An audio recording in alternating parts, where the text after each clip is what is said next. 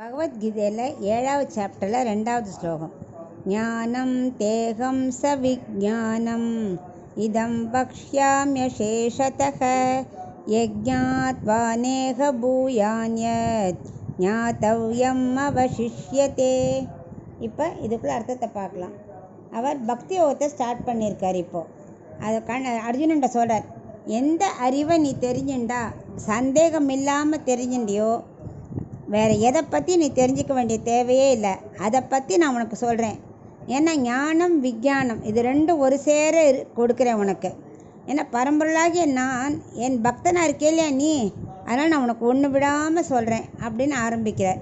ஏன்னா பக்தி யோக விஷயத்தில் நீ எந்த அறிவை பெறணுமோ அதை பெற்றுட்டியானா நீ வேறு எதை பற்றி தெரிஞ்சிக்க வேண்டிய அவசியமே இருக்காது அப்படின்னு சொல்லி இன்ட்ரோடக்ஷன் சொல்லிவிட்டு ஞானம் விஞ்ஞானத்தை பற்றி சொல்கிறார். ஞானம்னா பகவானை பற்றி அடிப்படை அறிவு. அதாவது அவர் நித்தியமாக இருப்பார். சத்தியம் ஞானம் அனந்தம் பிரம்மம் இருக்குல்ல. சத்தியம்னா அதுக்கு அர்த்தம் நித்தியம்.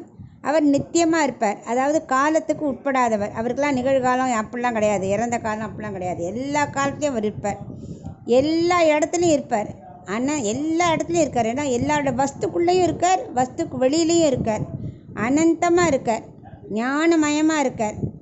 பிரம்மம் ஏன்னா அவர் ரொம்ப மிக உயர்ந்தவர், அவருக்கு நித்தியமானவர், அவருக்கு கீழே தான் எல்லாருமே. அவர் சுவாமி, நம்ம தாசர்கள். இந்த மாதிரி ஒரு அடிப்படையை நமக்கு தெரிஞ்சுக்கணும். அதான் ஞானம். விஞ்ஞானம்ங்கிறது என்னென்னா, அவர் எல்லாருக்கும் அப்பாற்பட்டவர். நம்மளால் ஒரு இதே தெரிஞ்சிக்க முடியாத அளவுக்கு உயர்ந்தவர், நித்தியமானவர் அப்படிங்கிற ரொம்ப அறிவு தெரிஞ்சுக்கணும். அதுக்கு பேர் விஞ்ஞானம். அந்த இதை ரெண்டையும் இந்த விளக்கத்துக்கு தான் நான் உனக்கு பிரமாணங்களாக சொல்லித்தரேன். இதை நீ தெரிஞ்சுன்ட்டியானா வேறு எதையும் தெரிஞ்சுக்க தேவையில்லை.